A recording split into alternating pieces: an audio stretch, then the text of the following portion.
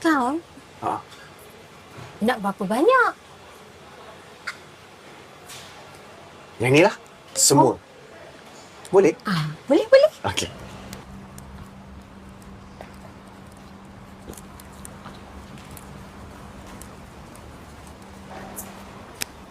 Mana Jan?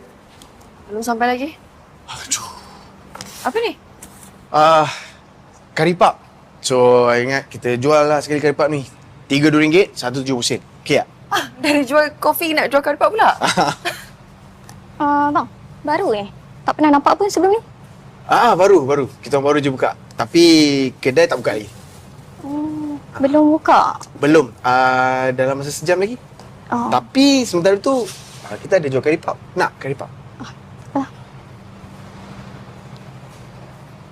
Aduh. Guys! Hero sudah sampai. Aduh, lambatlah. Dah. Mak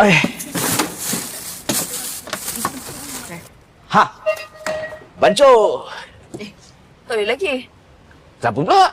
Sebab kena tunggu 25 minit. Dia nak warm up dulu. Aduh, beli mahal-mahal lembab. Kau yang lembab. Dah cakap beli ais ni daripada semalam. Kau jangan nak salah-salahkan aku Betul pula. lah. Syah. Ha? Kau ni apa?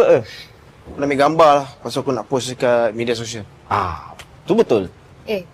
Guna phone I lah. Senang terus post dekat account bro. No offense for you. Cikai. Okey lah. Cak. Dek. Tepilah. Alah. Tepi. Tepi. I? Ya, you tak apa. You okey. You okey. Oh. Cantik sikit gambar ni. Smile. Thumbs up, ya. Okey, good. Cantik. Cantik. Aku ingat aku kena ambil gambar daripada luar pasar ni supaya orang tahu lokasi kita kat mana. Cantik. Otak kau bergeliga. Pergi. Sekejap. Hoi. Matilah nak.